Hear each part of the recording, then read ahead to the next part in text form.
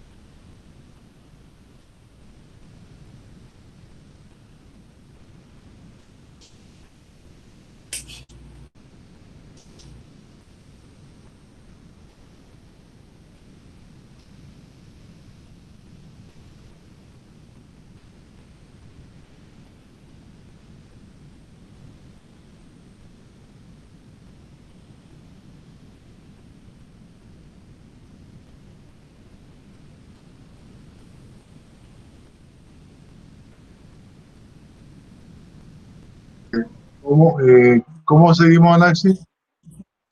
No sé, estoy esperando que me avisen para cuando todos están, o no sé si ya puedo empezar. No, sigue, sigue, porque viene otro Ok, grupo más. Hay 14. Somos tres perfecto. hoy, Ok, voy tres a temas seguir. hoy. Entonces, bueno, yo les voy a hablar un poco acerca del diagnóstico del lupus eritematoso sistémico. Y bueno, este se basa en una combinación tanto de hallazgos clínicos como evidencias de laboratorio. Entonces, es importante destacar que en septiembre del 2019, tanto el Colegio Americano de Reumatología, en conjunto con la Liga Europea contra el Reumatismo, definieron nuevos criterios diagnósticos para lo que es el lupus eritematoso sistémico. Estos criterios cuentan con una sensibilidad del 96.1% y una especificidad del 93.4%, reemplazando así a los criterios propuestos por el Colegio Americano de Reumatología en 1997. Entonces, pues porque todos tenían una tanto especificidad como sensibilidad mucho menor a la propuesta por estos últimos criterios. Entonces, esta clasificación de ambas entidades requiere un título de anticuerpos antinucleares, o llamado también ANA, de 1 en 80 en células llamadas, estas de aquí, HEP2, que no son más que células inmortalizadas, ¿verdad?, para realizar ciertos estudios científicos. O también puede ser que se presente una prueba positiva. Si cualquiera de estas dos situaciones está presente, entonces se van a tomar en consideración 22 criterios que se les llama aditivos ponderados. Ellos están comprendidos, ¿verdad?, en 7 dominios clínicos y en 3 dominios inmunológicos, que ya les voy a explicar, y a cada criterio se le pondera, ¿verdad?, como acabo de decir, o se le asigna un puntaje que va de 2 a 10.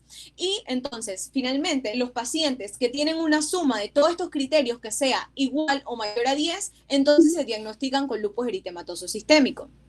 Entonces, en este caso, aquí tenemos lo que son los 3 dominios inmunológicos, que serían los anticuerpos antifosfolípidos, las proteínas del complemento y los anticuerpos específicos frente al lupus eritematoso.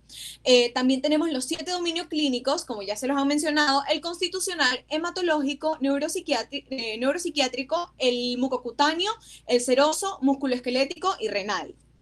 Entonces, esto es simplemente una mnemotecnia para poderla tener presente para los criterios diagnósticos del lupus eritematoso.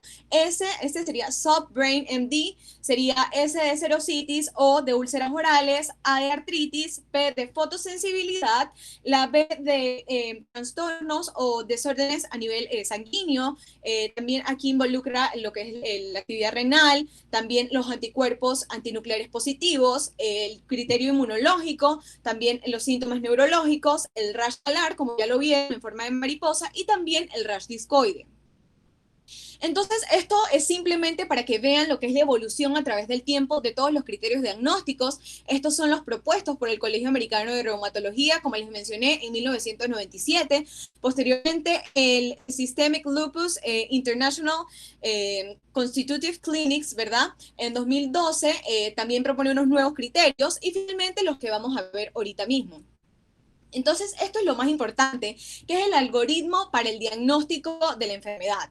Entonces, empezamos aquí en la parte superior, donde tenemos el criterio de entrada, que como mencioné, son los títulos de 1 en 80 de los anticuerpos antinucleares, o también una prueba positiva en algún momento. Si es así, entonces puede seguir con los criterios aditivos, y es importante destacar de estos criterios que les voy a mencionar acá abajo, que no es necesario que todos se produzcan simultáneamente, es necesario que se produzca simplemente en una ocasión, es suficiente para poder tomarlo en consideración.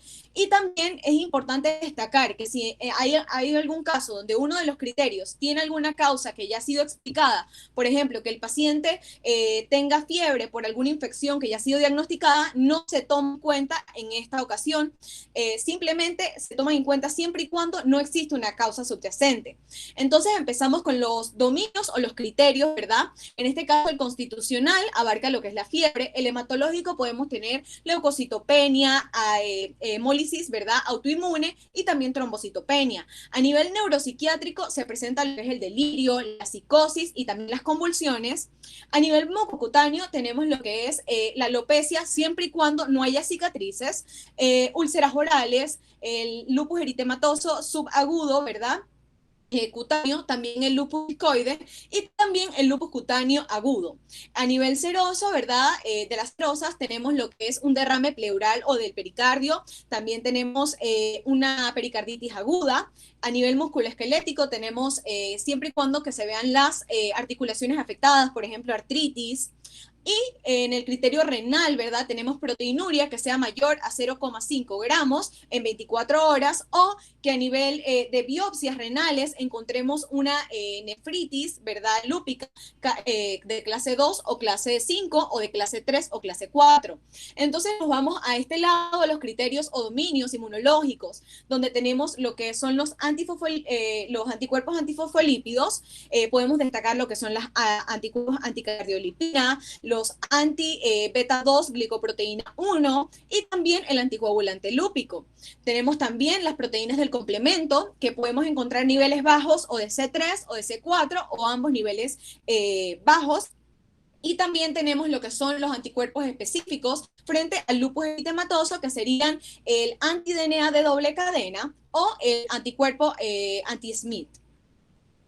Ok, aquí entonces la suma de todo esto, como ven, siempre y cuando quede a un valor de 10 o más, entonces nos permite decir que ese paciente tiene lupus eritematoso sistémico. Entonces, esto es lo que ya acaban de ver a nivel de las manifestaciones clínicas y los criterios clínicos, ¿verdad? Que se pueden tomar en consideración, como ya hablaron, de lo que era el rash discoide o las úlceras, ¿verdad? A nivel oral. Y también, pues, todo lo que son las nefropatías, las afectaciones neurológicas, como lo acabo de mencionar. Entonces es importante destacar a nivel de los criterios inmunológicos, empezamos con lo que son los anticuerpos antifosfolípidos. Estos no son más que proteínas que produce nuestro sistema inmune y que en realidad se dirigen contra el propio organismo en una reacción, ¿verdad? Inmunitaria, una respuesta autoinmune anómala, y entonces ellos aumentan lo que es el riesgo para la formación de coágulos en exceso. Actualmente como que no se conoce totalmente cómo es el mecanismo, pero se plantea que, como sabemos, los fosfolípidos son componentes, moléculas lipídicas de la membrana externa, que usualmente están, por ejemplo, en todas casi nuestras células, en las plaquetas. Al atacar, ¿verdad? Esos fosfolípidos, entonces, como ya dije, intervienen también están presentes en las plaquetas, intervendrían en lo que es la coagulación. Entonces, en primer lugar, tenemos este anticoagulante lúpico, que no son más que autoanticuerpos, que en realidad se dirigen contra los fosfolípidos, como mencioné, y además de los fosfolípidos, las proteínas que están asociadas a este. Entonces, al decir anticoagulante, no quiero decir que va a dejar al paciente en un estado que está predispuesto a la hemorragia, sino que en este caso se le asignó ese nombre anticoagulante, porque al detectarlo en pacientes con lupus y al realizar pruebas como la tromboplastina parcial, que ya conocemos para tomar el tiempo de la formación de un coágulo, se detectó en realidad como que inhibía la formación del coágulo, por lo que no se podía tomar en consideración el tiempo que tomaba. Pero en realidad se toman pruebas diferentes para evaluar el tiempo que tarda en formar el coágulo. En este caso está el test de Russell diluido y también la tromboplastina parcial del anticoagulante lúpico. También es importante destacar que este anticoagulante lúpico está relacionado con lo que es los abortos a repetición, también como predispone a la formación de coágulos a nivel de las extremidades inferiores, por lo que va a predisponer a una trombosis venosa profunda, a un infarto al miocardio, al embolismo pulmonar, y a nivel de los embarazos, como el coágulo obstruye el flujo sanguíneo, ¿verdad? Va a evitar el desarrollo correcto del producto, ¿verdad? O del feto, y también va a tener un efecto directo que va a lesionar, por ejemplo, el feto en este caso. Entonces, también están los anticuerpos beta 2 de la glicoproteína 1, como se los había mencionado, y los anticuerpos anticardiolipina, que son los más comunes de todos los anticuerpos antifosfolípidos. Ellos se asocian también con una disminución al nivel de las plaquetas, con la trombocitopenia, y también con mayor riesgo a abortos, partos prematuros y también la preeclampsia. Entonces, estos tres anticuerpos forman parte de lo que le llaman síndrome antifosfolipídico, que en realidad puede ser primario o secundario. En este caso, como ya si se presenta en un paciente que tiene lupus, sería secundario porque ya tenemos pues una enfermedad diagnosticada autoinmune, ¿no? Es importante destacar también la fracción de C3 o C4 y también el componente hemolítico total del complemento.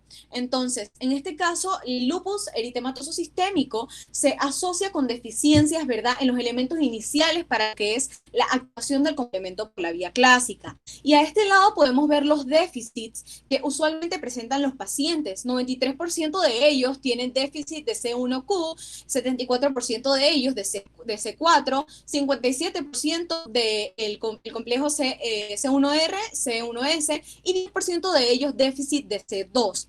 Entonces, ¿por qué se da esto? Pues como ya sabemos, en la patogenia vimos que hay alteraciones en el aclaramiento de inmunocomplejos. También hay cambios en los sistemas de regulación, ¿verdad? Las células apoptósicas, también en la regulación de las citocinas. Entonces, todos estos cambios se asocian con los déficits, ¿verdad? Del complemento.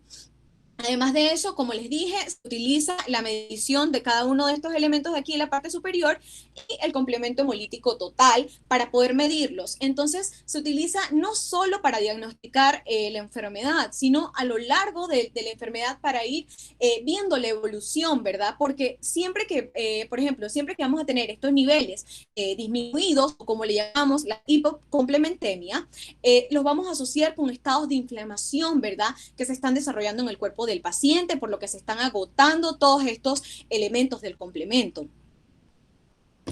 Entonces, se utiliza también lo que es la prueba, ¿verdad?, de anticuerpos antinucleares. Esta prueba es inmunofluorescente, donde se considera pues que esta es una de las pruebas más sensibles para el diagnóstico del lupus eritematoso sistémico, porque el 98% de los pacientes en este caso son positivos para esta prueba. Pero, y muestran pues ciertos patrones que los puse aquí en la imagen de al lado, como periférico, aquí podemos ver las pruebas de inmunofluorescencia, el homogéneo, pero también son características de otras enfermedades, como ven aquí, el moteado, también el nucleolar, ¿verdad? Entonces, así pues pueden diagnosticar también lo que es la enfermedad. Pero es importante destacar que en un 5 a 10% de las personas sanas presentan también esta prueba positiva, pero no quiere decir que necesariamente van a desarrollar la enfermedad. También se ha detectado que el 20% de las mujeres embarazadas también tienen esta prueba positiva, igualmente no desarrollan la enfermedad en ningún momento de su vida. Y en un estudio en Estados Unidos se detectó que de 10 millones de personas, que con esta prueba positiva, solo 1 millón de personas desarrolló la enfermedad. Entonces, por esto no es tan específica, ¿verdad? Entonces, también podemos encontrarnos con pacientes con lupus, pero con esta prueba negativa, que ellos pueden tener otros tipos de anticuerpos, como el anti-Ro o SSA, que está relacionado con el síndrome de Sjögren, y también antifosfolípidos. Entonces, aquí tenemos otros anticuerpos que podemos tomar en consideración y puse esta imagen de aquí solo para recordar de dónde salen estos anticuerpos y recordemos pues que la célula sufre apoptosis y que los componentes de su núcleo se van a liberar como DNA, histonas y otras proteínas. Todo esto por la susceptibilidad genética que tiene el paciente, ¿verdad? Entonces, por este lado tenemos los anti-DNA de doble cadena que los vamos a encontrar en un 30% en los pacientes con lupus eritematoso sistémico. Ellos se asocian en la clínica a un lupus más grave que está relacionado con la enfermedad activa, específicamente a nivel de los riñones. Entonces, por eso se dice que se asocia con la nefritis lúpica. En este caso tenemos los anticuerpos anti-Smith, que ellos son una ribonucleoproteína, ¿verdad? Que está presente en las células y pues es casi exclusivo de los pacientes con lupus y pues esta no se correlaciona con el lupus renal. También tenemos el anti-U1-RNP, que está en el 25% de los pacientes con lupus, pero también está en pacientes con otras enfermedades reumáticas, como la esclerosis sistémica, como la artritis reumatoide, entre otras. Y tenemos también los anti-RO, que están en un 30-40% de los pacientes con lupus, pero también son muy característicos del síndrome de Sjögren, como les mencioné anteriormente. Y esta se relaciona con el lupus eritematoso cutáneo subagudo y es importante esta prueba porque para mujeres con lupus que quieren quedar embarazadas es necesario que se hagan estas pruebas porque en realidad si esto es positivo, la mujer está predispuesta, ¿verdad? O las madres están predispuestas a padecer que su feto produzca posea lupus neonatal y entonces puede verse en un bloqueo cardíaco congénito. Entonces, finalmente tenemos las antihistonas que se asocian más que todo a pacientes con lupus inducido por fármacos y el lupus sistémico también. Entonces podemos destacar otras pruebas como los urinálisis, donde como ya sabemos vamos a encontrar proteinuria, podemos encontrar sangres, entre otros hallazgos. En el hemograma vamos a encontrar trombocitopenia, la anemia, por ejemplo, en el caso hemolítica. En la electroforesis de proteínas séricas vamos a encontrar una hipergamaglobulinemia. Tanto la velocidad de sedimentación glomerular como la proteína C activa son características de la inflamación, pero no son específicas de esta enfermedad, pueden estar en cualquier enfermedad que produzca una inflamación. Y finalmente las crioglobulinas, que como sabemos a temperaturas menores de lo normal, se precipitan y pueden causar obstrucciones. Entonces, cuando hablamos del tratamiento, es importante destacar que el tratamiento no es el mismo para todos los pacientes que tienen lupus, porque puede ser que un paciente pues tenga artralgias o tenga lupus cutáneo, que no es igual al tratamiento de un paciente que tiene una afectación renal o a nivel del sistema nervioso central. Entonces, aquí en la imagen superior tengo un cuadro con la prevalencia, ¿verdad?, de los síntomas en los pacientes con lupus, por ejemplo, la artralgia, la fatiga, el lupus cutáneo, y bueno, podemos ir viendo los medicamentos que, por ejemplo, para la artralgia se utilizan los glucocorticoides, la hidroxicloroquina. Para la fatiga, pues se le manda al paciente a realizar aeróbicos si es posible. Para el lupus cutáneo podemos utilizar lo que son corticosteroides tópicos, entre otros, que les voy a explicar más adelante. Los síntomas hematológicos, pues se puede utilizar rituximab, entre otros. A nivel renal, también ciclofosfamida, glucocorticoides. Cardiovascular, pues podemos utilizar antihipertensivos y también agentes que disminuyan el colesterol. Los síntomas neuropsiquiátricos se tratan con glucocorticoides, también anticonvulsionantes, y los síntomas pulmonares depende de la severidad de la afectación, ¿verdad? Entonces, aquí en este caso, en este algoritmo, también podemos ver que lo primero que se tiene que hacer es darle al paciente, ¿verdad? O proveerle educación acerca de la enfermedad y de cómo se va a tratar. Entonces se toman dos vías diferentes en el caso de que la afectación sea leve y no incluya como a un órgano así en realidad tan grave. Ya ven que son los síntomas constitucionales, el lupus discoide, la poliartritis, la vasculitis cutánea, pero por este lado tenemos la afectación moderada a severa, donde vamos a ver el síndrome antifosfolípidos, también la alveolitis, la nefritis lúpica, entre otras afectaciones, ¿verdad?, de mayor gravedad que se van a tratar de otra forma. Es importante destacar que en el tratamiento también se le debe recomendar al paciente, en primer lugar, protegerse del sol, porque como ya sabemos son pacientes que son fotosensibles, que se protegen, por ejemplo, con bloqueador solar, con sombreros grandes, también se les da suplementos de vitamina D, porque la mayoría de estos pacientes tienen déficit de vitamina D. Entonces, ahora sí hablemos del tratamiento y para qué se utiliza cada uno. Bueno, aquí tenemos los antiinflamatorios, no esteroideos o los AINES como ya conocemos, que usualmente se utilizan para tratar lo que es la artritis, problemas musculoesqueléticos, serositis, fiebre también. En estos pacientes se utiliza en conjunto con glucocorticoides y también con drogas antimaláricas. Se recomienda que en realidad se utilicen los inhibidores selectivos de la COX-2, ¿verdad? Para poder evitar la toxicidad gastrointestinal. En el caso de la dapsona, se da en una dosis de 100 miligramos por día y se utiliza sobre todo para la afectación cutánea, úlceras mucosas, artralgias y bueno, como dije, compromiso cutáneo. La talidomida se da en una dosis de 25 a 200 miligramos por día y también se utiliza para tratar el lupus cutáneo y las lesiones discoides. Es importante destacar que ella tiene un efecto teratogénico, por lo que está prohibida para las mujeres embarazadas. Tenemos los corticosteroides tópicos e intralesionales, donde están los de acción corta y los de acción larga. Los de acción corta, como la hidrocortisona al 1% y la betametasona, que son de acción larga, al 0.1%, que usualmente se utilizan en los rashes cutáneos que se generan, ¿verdad?, en el lupus. También podemos destacar lo que es el acetonio de triamcinolona. Este se inyecta, ¿verdad?, a nivel de donde está la lesión del lupus eritematoso discoide. Cuando hablamos de las drogas antimaláricas, el más usado es el sulfato de hidroxicloroquina, que se llama Plaquenil. Se utiliza una dosis de 400 miligramos por día y se utilizan en síntomas constitucionales, como lo habíamos mencionado, fiebre, artralgias, fatiga, también a nivel del músculo esquelético y lesiones de la piel y pluríticos. Hablemos un poco de los agentes inmunosupresores. En este caso están los corticosteroides y también lo que son las inmunoglobulinas. Los corticosteroides, pues todo depende del grado de afectación y los órganos pues que han sido afectados, o sea, la gravedad en la que esté el paciente, ¿verdad?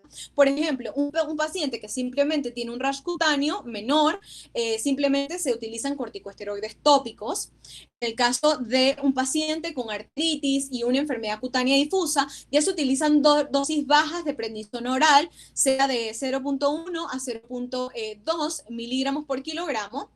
En el caso de dosis medias de 0.5 miligramos por kilogramo, se considera para el LES o el lupus eritematoso moderado, que tiene compromiso, por ejemplo, a nivel del pleuropericarditis o también compromiso hematológico.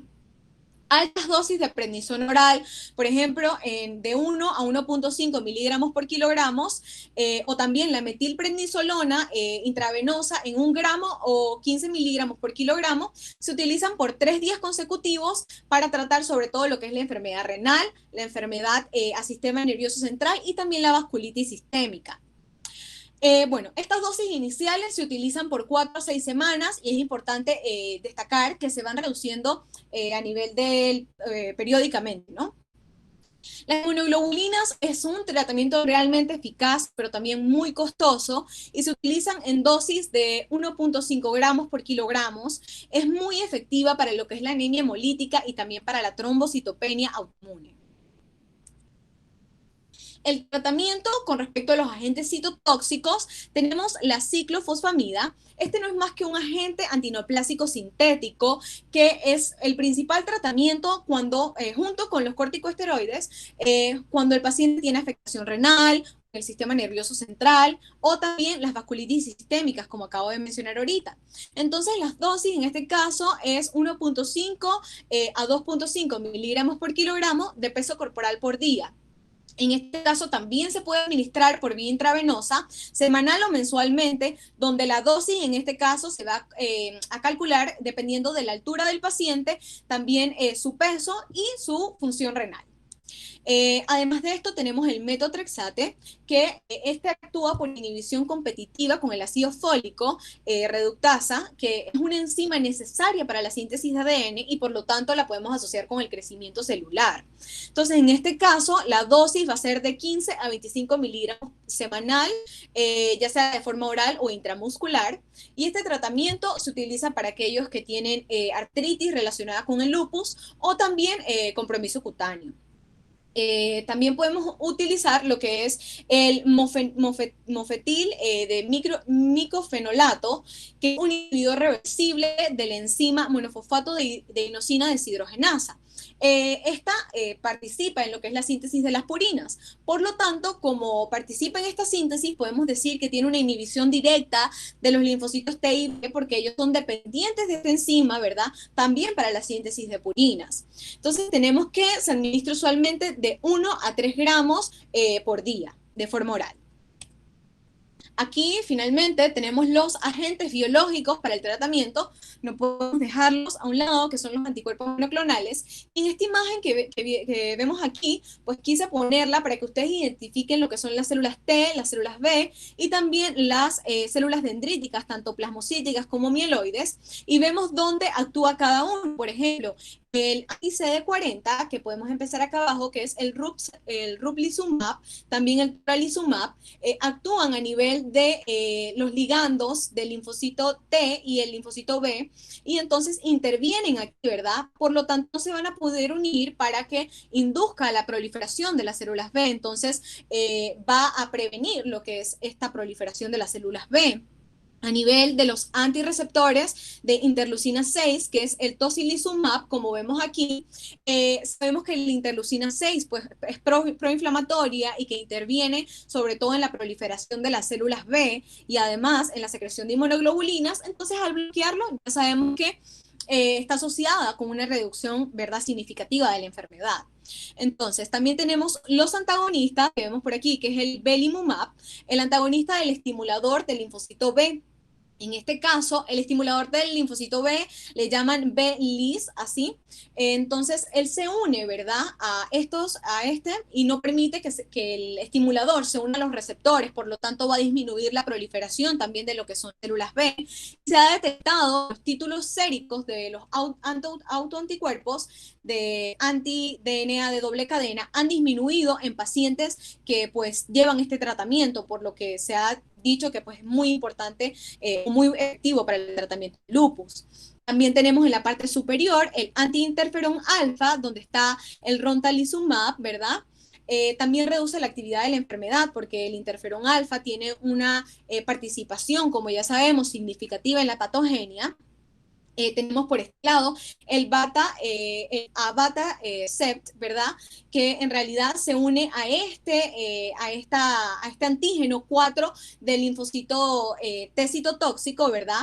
Y crea un complejo de unión de CD8086 con este antígeno 4 que acabo de mencionar, y entonces evita también que la proliferación de lo que son las células T en este caso. Y finalmente tenemos el rituximab, en este caso, en la parte superior, donde vemos que actúa a nivel del CD20 y también va a provocar lo que es la depleción de las células B y también se asocia con una mejoría clínica en los pacientes. Quise poner esta tabla para apreciar más o menos lo que son los costos, por ejemplo, de este último anticuerpo monoclonal que les acabo de hablar, que es el belimumab. Podemos ver aquí más o menos el costo por administración, 1.630. En realidad no sé si esos sean los precios aquí, pero para que vean más o menos los glucocorticoides, que pueden ir desde $5, el plaquenil más o menos $41, y por ejemplo el rituximab, lo costoso que es, pues de $12.000 a $15.600, que en realidad pues son costos difíciles de alcanzar para los pacientes, me imagino, no sé si aquí sean los mismos. Y bueno, finalmente les voy a hablar del diagnóstico diferencial, que no deja de ser importante, pues porque hay enfermedades que se pueden confundir con el lupus. Por ejemplo, la artritis reumatoide. Es difícil distinguir la artritis reumatoide de la artritis producida por el lupus. En este caso, la clave diagnóstica es que la artritis producida por el lupus usualmente no produce lesiones erosivas y también son reducibles. En este caso, el lupus se le llama a la superposición del cuadro clínico de la artritis reumatoide también con el lupus, donde se da una artropatía erosiva y también se dan otros síntomas como neurológicos, entre otros. Tenemos la enfermedad indiferenciada del tejido conjuntivo, donde vamos a encontrar altos niveles de este anticuerpo anti-1 URNP. Van a cursar las personas que sufren de esta enfermedad con artritis, artralgias, que son difíciles de distinguir de los cuadros principales de las personas con lupus, pero en realidad pues él no clasifica esta enfermedad para los otros criterios. Tenemos por otro lado lo que es la esclerosis sistémica, donde los pacientes tienen la prueba de anticuerpos antinucleares positivas, pero tanto en los anticuerpos anti-Smith como los anticuerpos anti-DNA de doble cadena no son positivos. Y también hay que destacar que, por ejemplo, de esclerosis sistémica tenemos como signos, ¿verdad?, que son distintivos, por ejemplo, la esclerodactilia, la calcinosis, la hipertensión maligna. Por este lado tenemos el síndrome de Sjögren, donde los pacientes presentan antígenos RO, ¿verdad? Y también anomalías neurológicas y pulmonares, pero ellos tienen signos distintivos también como la esclerosis sistémica, por ejemplo, lo que es la queratitis, la queratoconjuntivitis y también la xerostomía. En este caso tenemos la dermatomiositis y la poliomiositis, que el 30% de los pacientes, ¿verdad?, son ANA positivos, o sea, la prueba de ANA es positiva, pero muestran debilidad proximal mucho como más pronunciada que los pacientes con lupus. En el caso de la enfermedad del suero, también se van a encontrar, como en el lupus, niveles del complemento del C3 y el C4 disminuidos, pero en este caso también con fiebres, artralgias, erupciones cutáneas, pero en este caso la prueba de ANA es negativa. Y finalmente, lo que es la fibromialgia, los pacientes con lupus casi presentan un cuadro clínico parecido, donde hay mialgias, artralgias, fatigas, pero la afectación multisistémica que se da en el lupus, también como las erupciones que son por la fotosensibilidad y la artritis, no se ven en la fibromialgia, por lo que lo podríamos diferenciar. Así que, muchas gracias.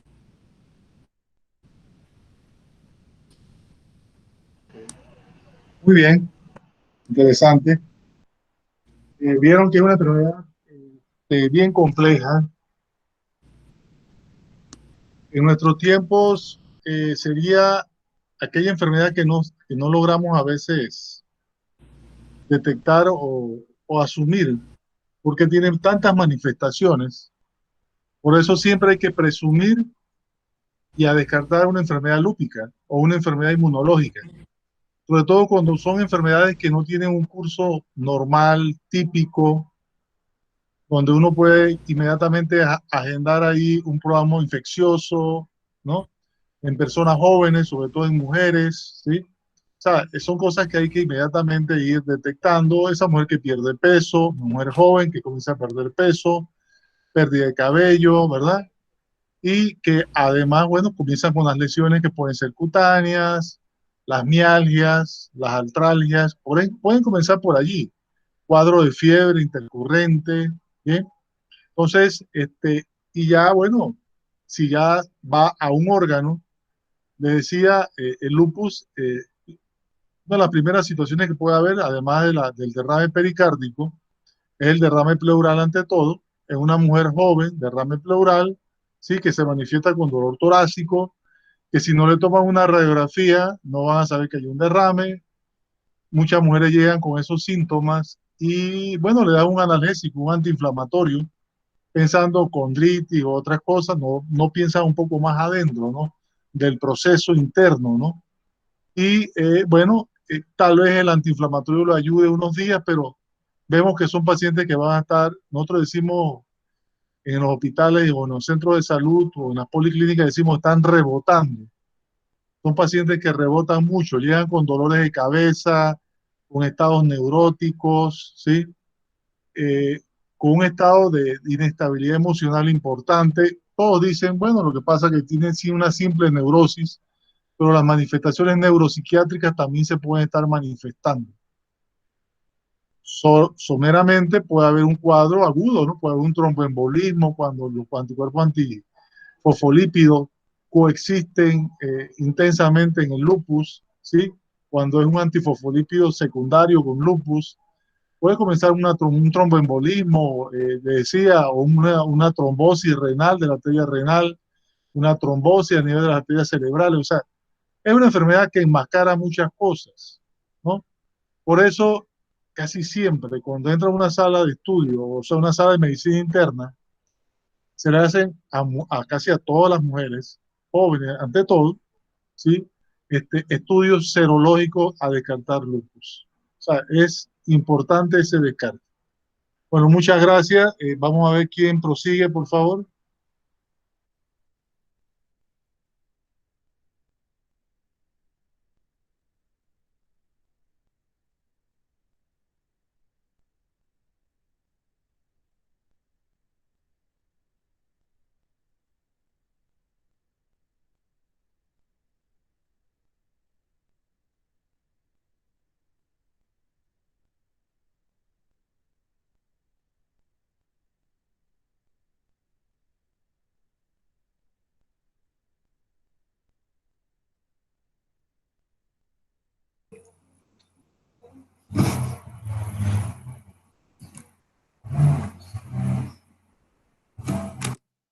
Seguimos nosotros, doctor.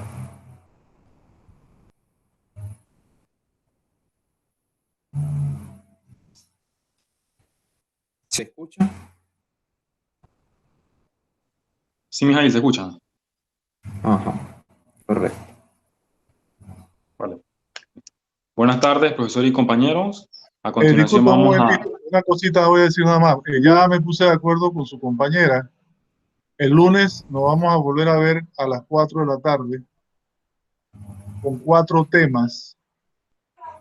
Vamos de un módulo a otro, ya para ir finalizando. El motivo, porque tenemos que seguir avanzando, ¿no? Y quiero que todos los temas sean dados, no asumidos, dados, ¿sí? Que ustedes los escuchen, yo lo escuche. Al final tenemos que compartir los temas, acuérdense de eso, ¿no? Hagan su folder y distribúyanlo entre ustedes. Eso es importante porque después veremos los temas del semestral.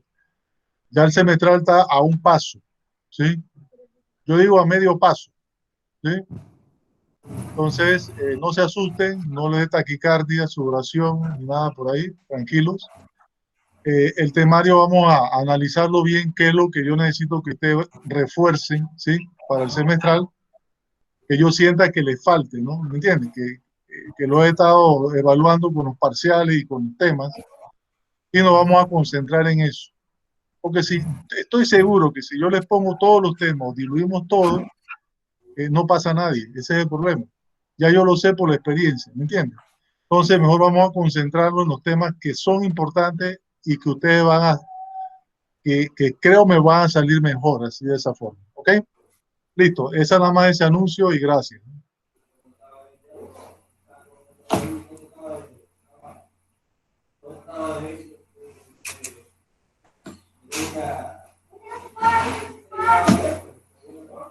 Bueno, como les mencionaba, vamos a hablar acerca de la artritis crónica juvenil. Mi nombre es Jaime Rodrigo Miranda. Siguiente. Bueno, ¿qué es esta enfermedad? Esta enfermedad abarca todas las artritis que afectan a los pacientes menores de 16 años y que debe presentarse pues, más de 6 semanas. Y pues con respecto a su etiología, pues no se conoce, es de causa desconocida. También tiene una predisposición pues, a lo que son las articulaciones periféricas o distales. Y bueno, con respecto a lo que les mencioné de la patogenia, se ha demostrado que pues, hay antígenos endógenos y exógenos que participan en esta inflamación.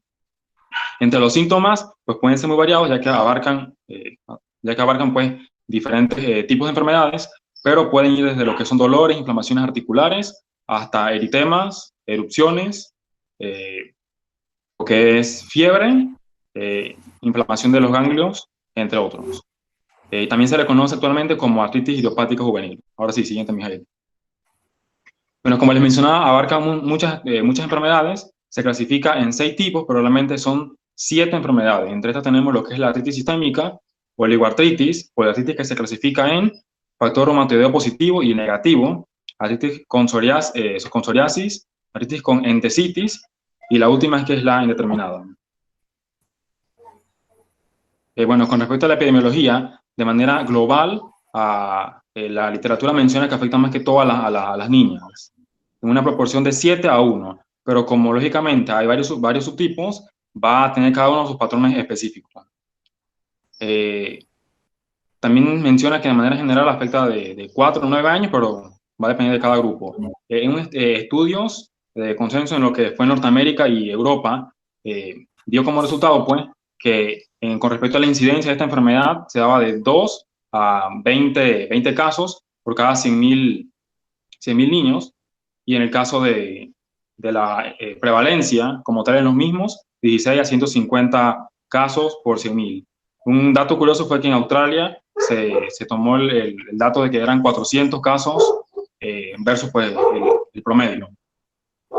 Bueno, ahora con respecto a los subtipos, como ya los acabé de mencionar, con respecto a la frecuencia, es importante saber cuáles son los más comunes y pues los que más se estudian o los que se presentan más en lo que es en la clínica.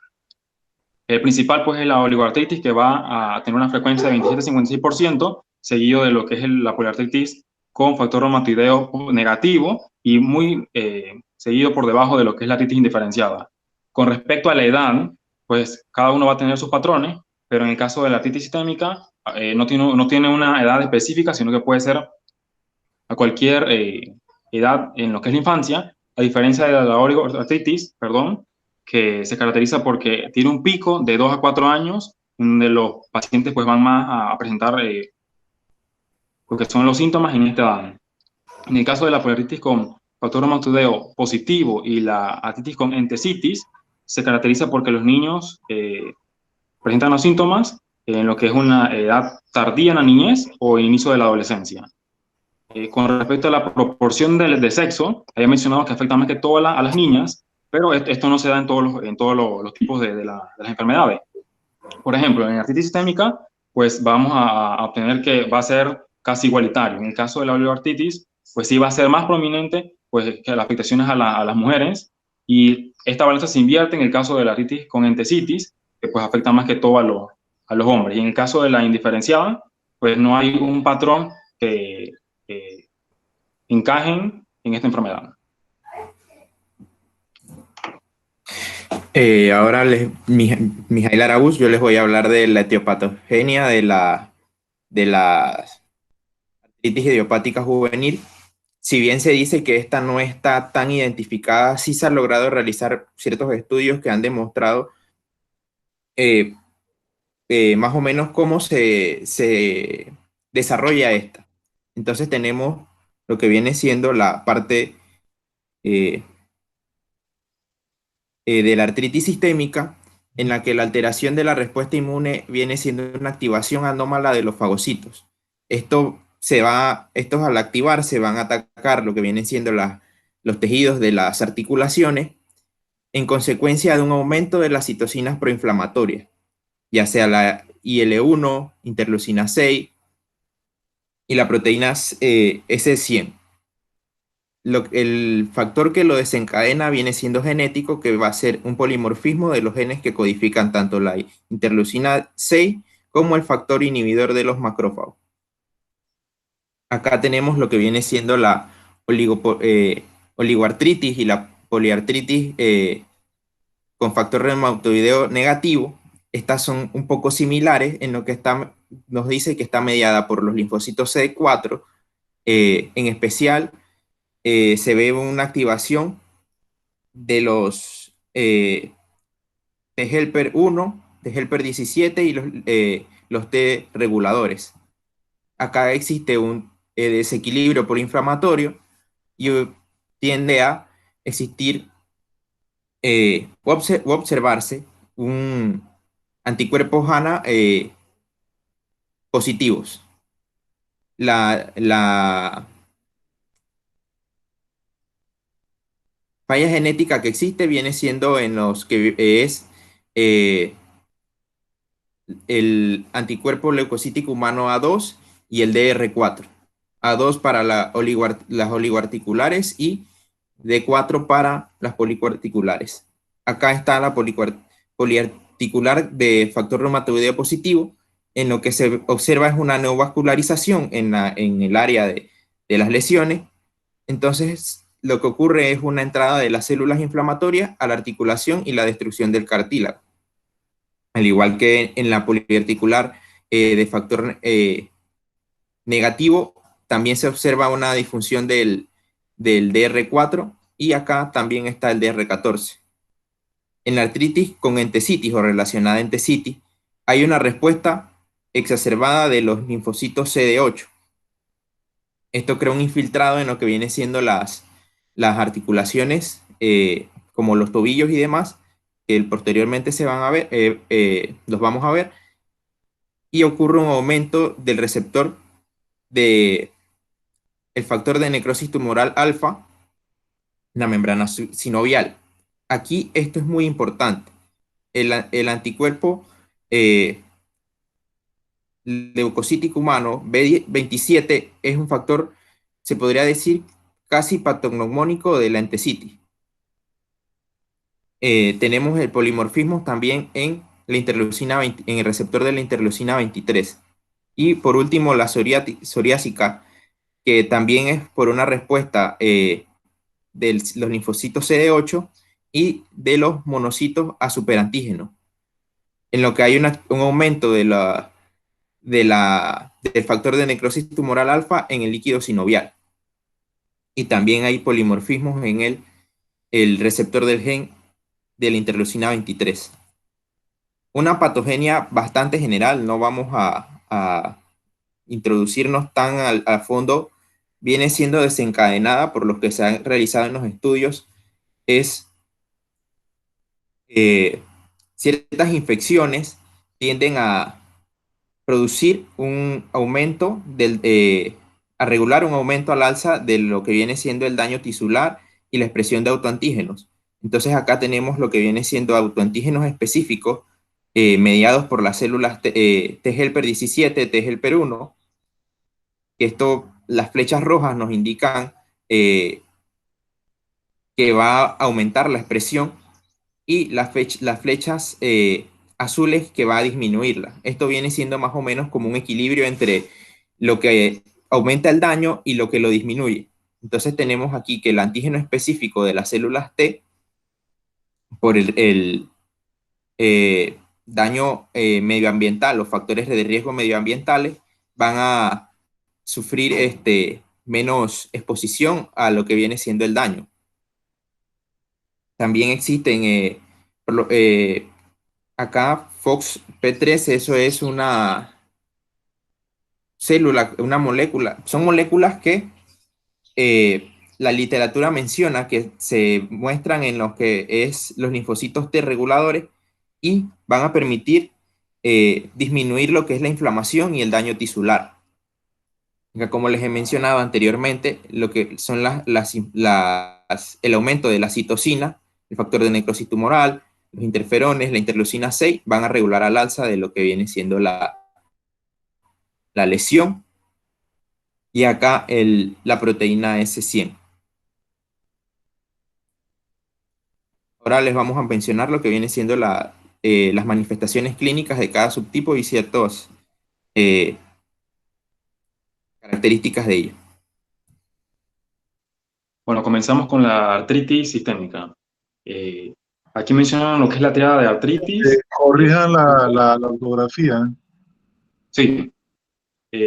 Artritis, fiebre por 2 semanas y exantema evanescente. Bueno, lo que ocurre, se va a presentar lo que es un niño, una niña que tenga picos febriles, más que todo pues a las horas de la tarde, aproximadamente a los 40 grados centígrados, y que van a presentar un exantema de color rosa salmón y que va a desaparecer con la disminución de la fiebre.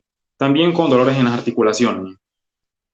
Para estos pacientes va a ser positivo lo que es el factor los anticuerpos antinucleares, perdón, y negativo el factor reumatoideo.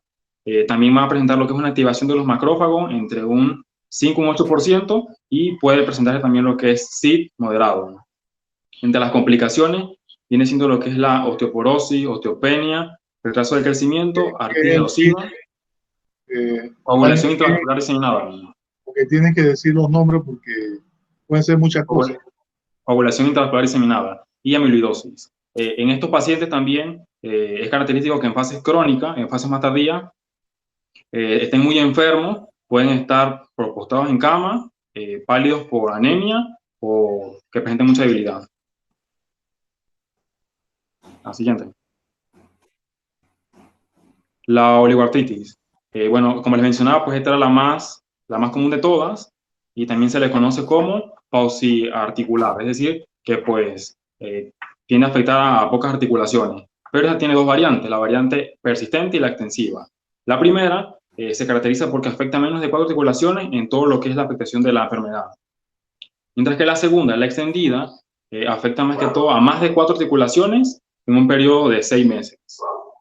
Aquí pues también es positivo para los anticuerpos antinucleares y va a ser negativo para el factor reumatoideo como el anterior. Pero aquí hay un porcentaje más o menos de 70-80% de los pacientes que tienen estos anticuerpos antinucleares. De estos, el 30% más o menos tiende a tener complicaciones oculares, como lo son uveitis o idiociclitis. Pues estos pacientes no presentan unos síntomas a esta enfermedad ocular porque se menciona que pues, no es dolorosa y no presenta un enrojecimiento del globo ocular. Por eso es que los síntomas como tal de la misma enfermedad articular pueden aparecer de manera repentina o en brotes de la enfermedad pues, a largo tiempo. Tiene como tropismo o preferencia por lo que son las articulaciones de la rodilla y si bien puede atacar una, puede también atacar a ambas o también puede atacar lo que es los tobillos como se observa en imagen B. Luego sigue lo que son los dedos y los codos. Lo que ocurre también con que la afectación se da de manera crónica es que en este tiempo, pues la edad de los niños, ellos tienden a jugar mucho y se caen jugando, se golpean. Entonces las inflamaciones y lo que es el dolor articular, los padres como que lo relacionan más que todo pues a esa caída. Entonces no se puede diagnosticar a tiempo. Aquí te va a quedar, ¿no? Buenas tardes, soy Alison. Yo les voy a hablar acerca de la poliartritis. La poliartritis entonces se define como artritis en 5 o más articulaciones durante los primeros 6 meses de enfermedad.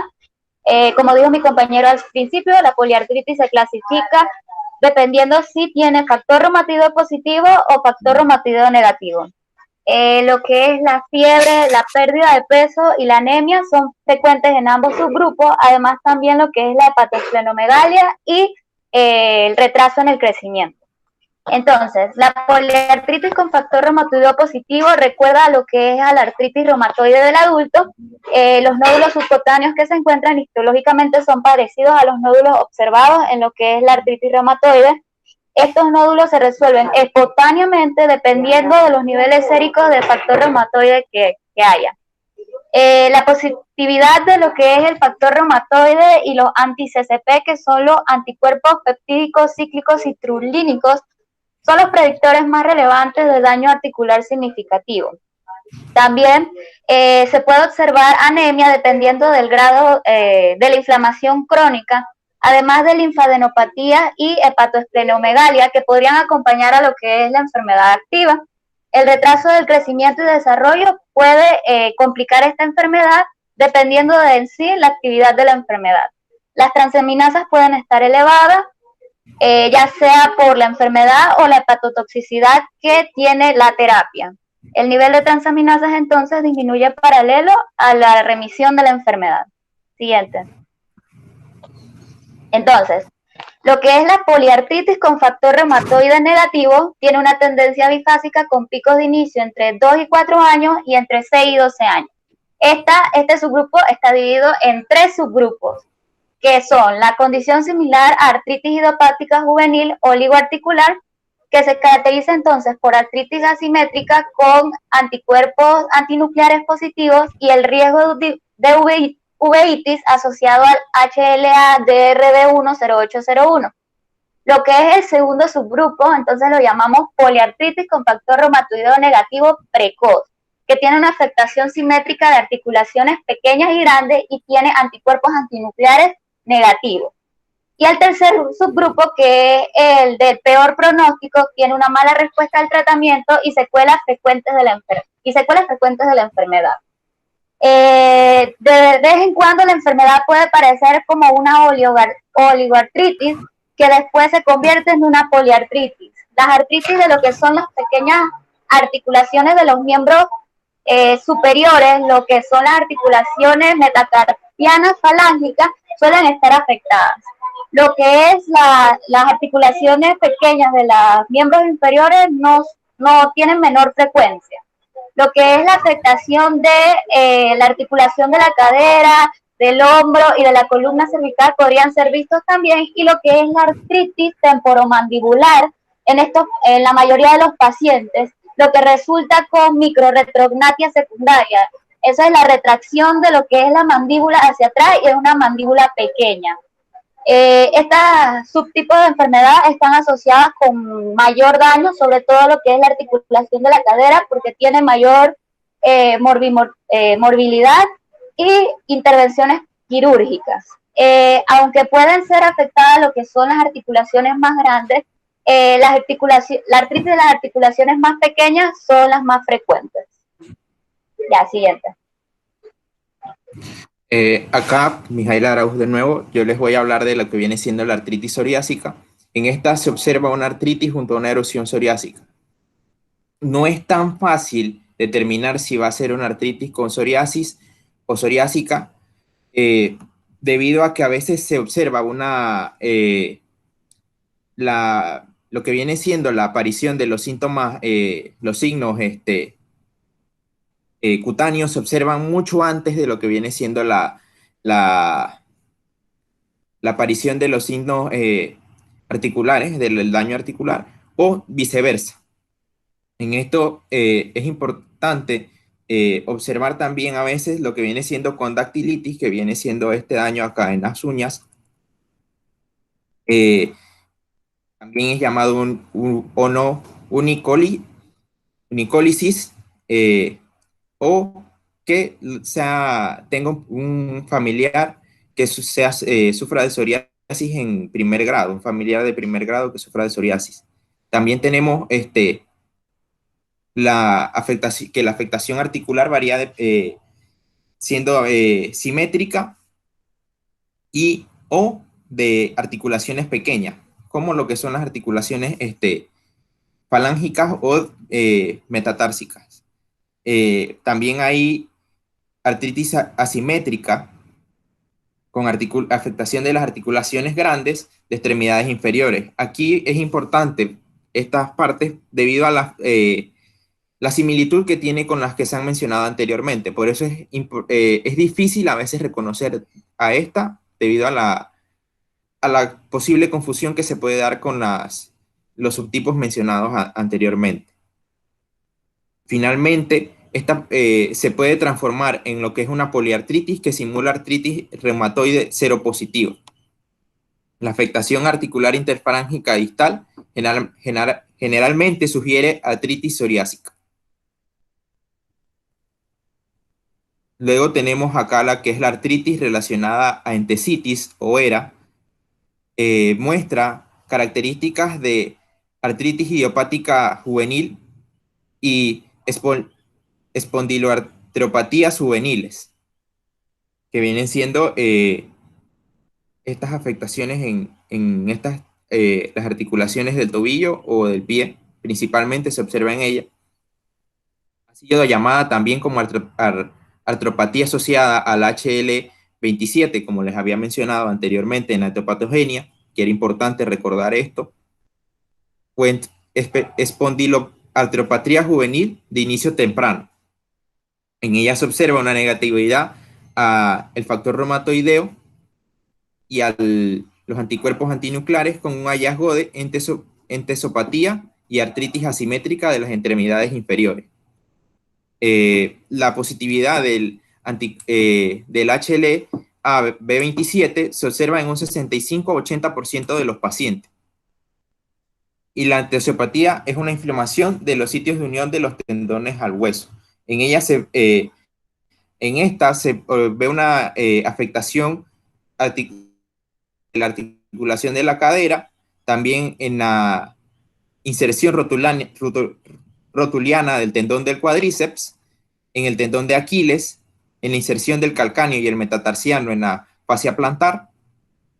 Y esto tiene una característica, que es produce un dolor y sensibilidad. O sea, que al presionar esa articulación, la persona también va a sentir dolor.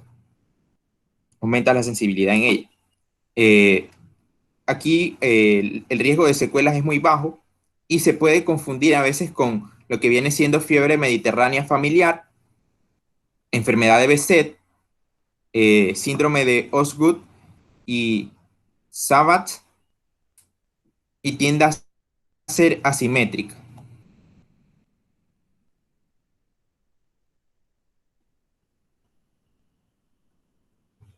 Ok, ahora yo les voy a hablar un poco sobre lo que es el diagnóstico. Para el diagnóstico de estos subtipos de enfermedad, tenemos los criterios de exclusión y los criterios de inclusión. Entre los criterios de exclusión para el diagnóstico de los subtipos de artritis idiopática juvenil, tenemos lo que es la psoriasis o antecedente de psoriasis en paciente o en familiar de primer grado, artritis en paciente varón, HLA-B27 positivo, que inicia síntomas después de los 6 años de edad, espondiloartritis anquilosante, artritis relacionada con entesitis, sacroiliitis, leitis, enfermedad inflamatoria intestinal, síndrome de Reiter, uveitis anterior aguda, tanto en paciente como en algún familiar de primer grado, factor reumatoide positivo, 2 determinaciones al menos con 3 meses de intervalo, recordando que la poliartritis de factor reumatoide positivo, obviamente el factor reumatoide es positivo, la presencia de artritis idiopática juvenil sistemática en el paciente. Y tenemos entonces los criterios de inclusión para el diagnóstico de los subtipos. Tenemos que en la artritis sistémica puede haber artritis más fiebre durante 2 semanas de evolución más un exantema evanescente. Y si no hay artritis, entonces 1 o 2 criterios previos más adenopatía, serositis o hepatoesplenomegalia, 2 de estos. Lo que es oligoartritis, artritis en menos de 4 articulaciones, persistente, se mantiene menor a 4 articulaciones en 6 meses desde inicio, o extendida, mayor de 5 articulaciones en los 6 meses desde inicio. Lo que es la poliartritis con factor reumatoide positivo, artritis de 5 más articulaciones en los 6 primeros meses de enfermedad y factor reumatoide positivo en 2 determinaciones en un intervalo de lo que es 3 meses. Siguiente.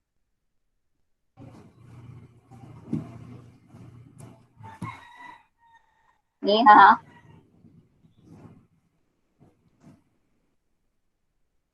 Ya se está pasando. Espera, que se puso lento. Yo acá ya la pasé, pero no sabía. Ok, y ahora sí. Sí, ya se pasó. Lo que es la poliartritis con factor reumatoideo negativo, entonces artritis de 5 más articulaciones durante los 6 primeros meses de enfermedad y el factor reumatoideo negativo. En lo que es la artritis relacionada con entesitis, entonces tenemos artritis y entesitis o entesitis y 2 signos, que es dolor en la articulación sacroiliaca o dolor inflamatorio lumbosacro. El HLA-B27 positivo inició en varones mayores de 6 años, uveitis anterior aguda y antecedentes de sacroiliitis, espondilitis anquilosante, artritis relacionada con entesitis, enfermedad inflamatoria intestinal, síndrome de Reiter, uveitis anterior en familiar de primer grado. Lo que es artritis psoriásica, artritis y psoriasis o artritis y 2 o más signos que incluyen dactilitis, pocillos unguiales o nicolitis, psoriasis familiares de primer grado. Y las artritis indiferenciadas son aquellas entonces que no cumplen ningún criterio o que cumplen 2 o más de estos criterios explicados anteriormente. Siguiente. Ok. También tenemos los exámenes complementarios que incluyen los análisis hematológicos, los estudios inmunitarios y los estudios de imagen. En lo que es el análisis hematológico, incluimos lo que son los restantes de fase aguda, que van a depender entonces del grado de inflamación que hay. Por ejemplo, en lo que es la poliartritis y la oligoartritis, como hay mayor nivel de inflamación, las tasas de restantes de fase aguda van a estar más elevadas. Tenemos también una anemia hipocrómica microcítica, leucocitosis y trombocitosis. En lo que es la proteína sérica pueden estar elevadas, incluyendo lo que son las inmunoglobulinas, los inmunocomplejos, complementos, la ferritina.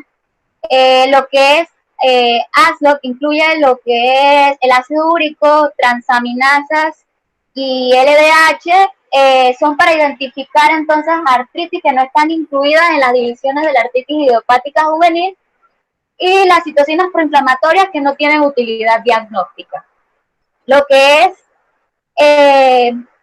los estudios inmunitarios, el factor reumatoide en todas es negativa, excepto en la poliartritis con factor reumatoide positivo.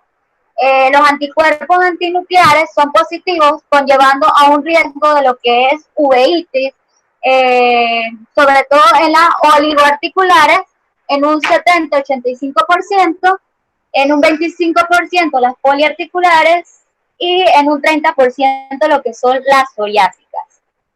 Los anticuerpos anticardiolipina y lipina son positivos en el 16% de lo que es la oligoartritis, y también modifica las pruebas de hemostasia sin presentar clínica trombótica.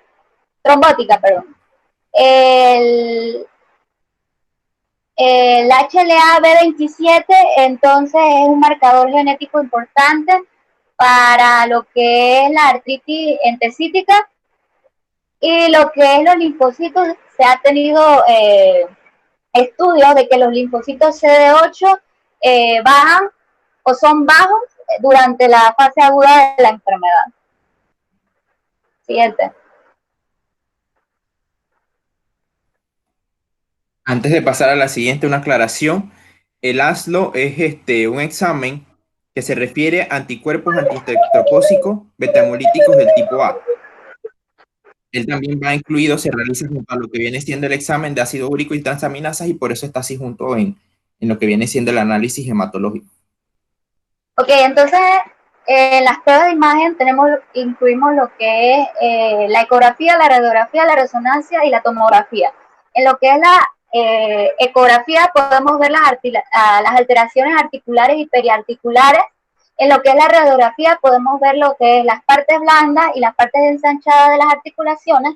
La parte del hueso no se ve hasta que esté avanzada la enfermedad, más avanzada la enfermedad, donde podemos ver entonces las erosiones, los quistes, la osteoporosis y la periostitis. En lo que es la resonancia podemos ver cartílago, hueso y partes blandas, pero no se utiliza tanto debido a lo que es el costo. Y la tomografía entonces se utiliza para ver articulaciones más complejas, como la de la sacroiliaca, la esternoclavicular o la subastragalina, pero es poco resolutiva para lo que es las partes blandas. Y ya. Buenas tardes. ¿Se escucha bien? Sí, Jaime, escucha bien. Vale. Soy Jaime Ernesto Sí. Miranda, y bueno, les voy a hablar sobre el tratamiento. El objetivo principal de la terapia debe ser multidimensional. Tenemos que tener en cuenta que hay que utilizar tratamiento de apoyo como una nutrición adecuada, suplementos de calcio y vitamina D.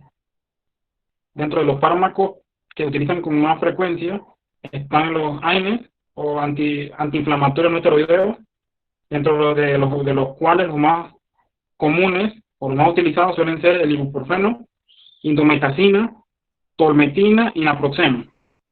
Este grupo de medicamentos se utiliza principalmente en menores de 12 años. Las características principales de estos medicamentos son que su efecto analgésico se da principalmente en bajas dosis, y su efecto antiinflamatorio se da cuando se utilizan dosis más altas. Se considera tolerable, a pesar de que suele causar efectos secundarios como dolor abdominal y cefaleas.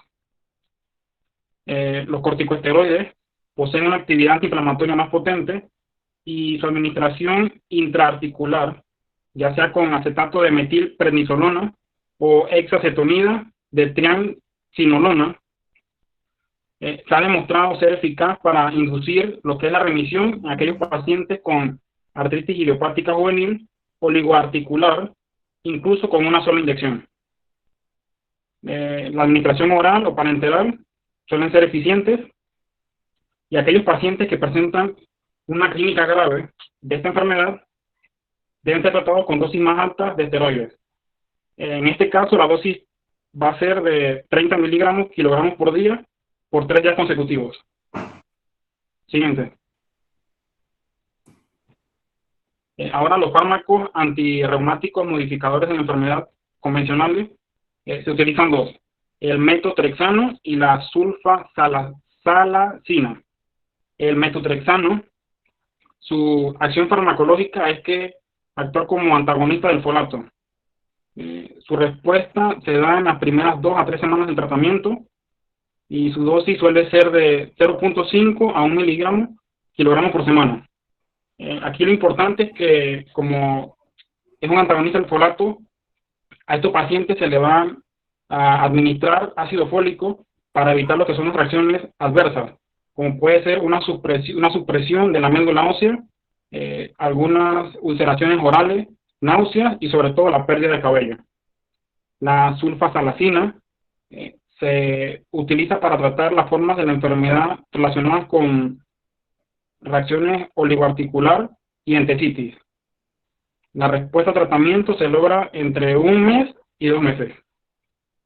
Se inicia con una dosis aproximada de 10 a 20 miligramos kilogramos por día, y se puede ir aumentando hasta llegar a 50 miligramos kilogramos por día. Siguiente. Tratamiento biológico. Este tratamiento viene indicado desde hace 2 décadas y a veces tiende a tener un poco de problemas, porque algunos investigadores sugieren de que aumenta la frecuencia a adquirir algunas infecciones, pero no es así en todos los casos. Dentro de los más comunes está infliximab, que consiste en un anticuerpo monoclonal que tiene una alta afinidad por el factor de necrosis tumoral alfa. Al ser combinado con el metotrexato, aumenta la respuesta para provocar una mejoría en el diagnóstico. Las espondiloartropatías, la enfermedad inflamatoria intestinal, la artritis psoriásica y también la uveitis muestran un resultado eficiente ante el tratamiento biológico. Y la dosis en su uso es de alrededor de 3 a 6 miligramos kilogramos, ya sea por 4 a 8 semanas. Anakinra es un antagonista del receptor de interleucina 1 humano recombinante. Es eficaz y seguro en el tratamiento de la artritis idiopática juvenil. Ocasionalmente tiene unos problemas porque suele ocasionar dolor, ya que su administración es vía cutánea y su dosis de alrededor de 2 a 10 miligramos kilogramos por día. También suele presentar reacciones locales que por lo general tiende a ser menos utilizadas. Siguiente. El fármaco tocilizumab es un anticuerpo monoclonal humanizado, recombinante, que su función es que se une al receptor interleucina 6. Se utiliza más que todo en aquellos pacientes que presentan una enfermedad activa sistémica, por lo general mayor de 2 años. Y es muy importante mencionar que algunas infecciones pueden permanecer sin ser reconocidas debido a que su capacidad es que produce una disminución de los marcadores de fase aguda y también inhiben lo que es la reacción de la fiebre. Y su dosis tiene dos tipos de dosis. Una cuando el paciente pesa menos de 12 kilogramos y cuando pesa mayor de 12 kilogramos. Y también el fármaco abatacept que lo que va a hacer es que va a regular negativamente la estimulación de las células T. Esto lo que pasa es que conduce a una disminución de la activación de células B y macrófagos. El medicamento suele ser administrado mensualmente con una dosis de 10 miligramos kilogramos. También suele ser indicado en aquellos pacientes que han sido administrados con fármacos que su función es que inhiban el factor de necrosis tumoral y que su respuesta ha sido ineficaz. Y su vía de administración es subcutánea y las dosis es de 2 a 10 miligramos kilogramos por día. Siguiente. Bueno, ahora el pronóstico. La novedosa terapéutica biológica, el tratamiento agresivo temprano y la administración intraarticular efectiva de esteroides que han llevado a una mejora notable en el pronóstico de artritis idiopática juvenil. A pesar de este progreso, algunos pacientes todavía tienen una enfermedad activa con un curso clínico progresivo. Debemos tener en cuenta que las tasas de remisión aumentan notablemente, mientras que la tasa de daño articular disminuye con el uso de tratamientos biológicos.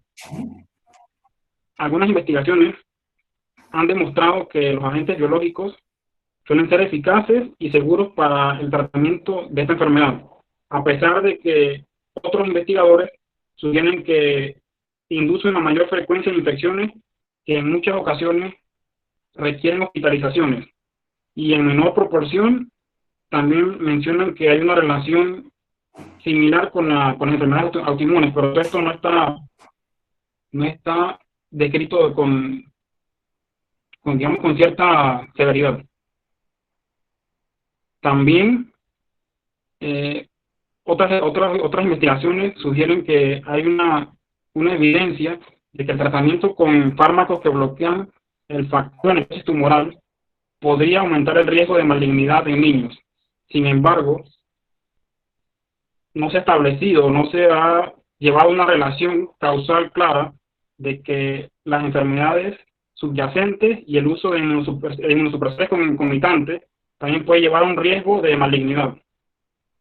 Y también la respuesta al tratamiento biológico es menor en aquellos pacientes con artritis psoriásica, en comparación con los otros subtipos de artritis idiopática juvenil.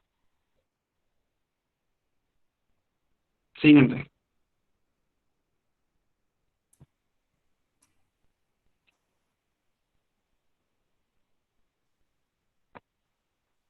Ok, gracias. Bueno, la artritis ustedes ven que es muy particular en pediatría. Hablamos de, sí, usted pone una edad de ahí de 17 años y realmente lo estimado en la mayoría de las revisiones son 16 años, ¿no? Arriba de 16 años, con factor reumatoideo positivo, ya entonces vamos considerando otras patologías reumáticas, ¿sí?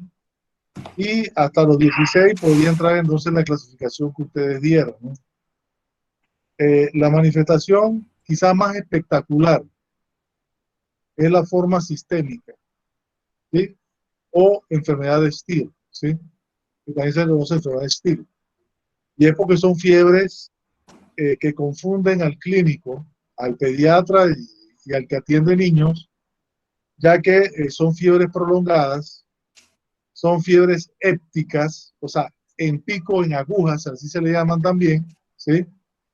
Son fiebres sí, vespertinas, casi sostenidas entre 39 y 40 grados, ¿sí? Y donde se nota el compromiso del niño, o sea, se ve gravemente o severamente enfermo. Es un niño que está postrado, ¿sí? Que no tiene ningún tipo o sea, un niño que no se mueve es algo sumamente extraño, ¿no? El niño no tiende a tener actividad física, no come. Entonces, otro detallito ahí importante es que si se revisa bien esos niños, tú puedes encontrar una hepatoesplenomegalia. Entonces, eso confunde más todavía crecimiento del hígado y crecimiento del vaso. Confunde mucho más todavía a sospecha que sea una leucemia. Entonces, el diagnóstico diferencial en niños con fiebres y hepatoespleno es leucemia. ¿Okay? Leucemia aguda, linfocítica, que es la de los niños. Por eso es importante ir con certeza en el diagnóstico.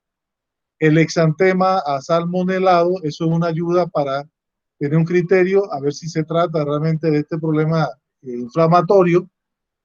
Y también otro criterio, bueno, muchos de ellos también pueden tener afectación a nivel de las serosas, ¿sí? Afectación a través de las membranas serosas. Pueden tener derrame pleural, pero sobre todo pueden tener derrame pericárdico, ¿sí?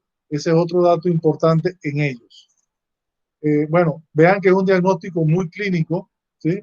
Ustedes van descartando las otras causas importantes y ya nos quedamos con la parte reumática en el niño, ¿no? Estos niños también pueden tener, lógicamente, afectación articular, ¿sí? Pero es parte de su patología. Lo llamativo es la fiebre y el compromiso y la visceromegalia, ¿sí? El crecimiento visceral, ¿sí? Bueno, la psoriásica también es interesante porque es una patología que va más allá de la piel y entra entonces en ese grupo específico que son portadores de un código de HLA muy específico, muy dirigido para hacer esa forma psoriásica. La entesopatía o la artritis y entesitis es muy interesante porque se da en varones, entra dentro del grupo de las espondiloartropatías seronegativas y son patologías que pueden iniciar en la niñez o pueden iniciar un poco más allá en la adultez, ¿sí? Pero tienen las particularidades de la deformación a nivel de columna y básicamente es la pérdida de la elasticidad de los sostenes que se encuentran en los cuerpos vertebrales, para decirlo así un poco más claro. Cosa de que si el paciente no se le da una terapia, porque parte de todo lo que ustedes han dicho de tratamiento médico, el tratamiento con la fisioterapia es importante. Si no, el niño queda inmovilizado, porque no solamente se quita el dolor con analgésico y antiinflamatorio y corticoides y esto, se quita el dolor con la actividad física, con las medidas locales y con una serie de situaciones que ayudan a que el niño recupere su función, porque el problema es el deterioro en la función del niño, ¿no? En el aparato locomotor que se había dicho en un principio, y eso hay que recuperarlo porque si no tenemos perdido al niño nada más con medicamentos nada más. Bueno, muchas gracias. Entonces nos estaremos viendo muy prontamente, yo mediante el lunes, ¿sí? Para avanzar y así darle tiempo a ustedes. Doctor, tengo una pregunta. Termino, Angélica, y tú hablas. Okay. Entonces, sí, porque así es la cosa, no así es la regla, ¿no? Entonces, les decía, ya estoy perdiendo el hilo, ¿no? Que bueno, vamos a tratar de acabar prontamente los temas, ustedes los envían. En esta semana vamos a tratar de ponernos de acuerdo en el temario del semestral y de acuerdo a la Junta de Facultad, ¿sí? Se nos dio la potestad de elegir un examen por vía virtual o por vía presencial o por otra vía, que sea también puede ser virtual. Entonces vamos a analizar bien cuál sería el más conveniente, ¿sí? Para ustedes y para nosotros, ¿de acuerdo? Entonces por ese lado tranquilo, porque yo le estoy dando a favor de ustedes, o sea, no le estoy dando ningún tipo mayor de problemas con mi materia. Lo que quiero es que acaben de estudiar bien y se lleven el recuerdo y en la memoria todos los casos que hemos visto que creo, pero estoy convencido que les va a ayudar muchísimo. Sí, Angélica, dime. Doctor, la Simbic que usan para artritis reumatoidea actúa como AINES también. No, Simbis no es antiinflamatorio, no es esteroide. El Simbis, bueno, no te digo que no se puede usar en artritis, ya de articulaciones de buen tamaño, sobre todo en rodillas. Si ya hay una deformación y hay una artrosis importante. El Simbis es ácido hialurónico.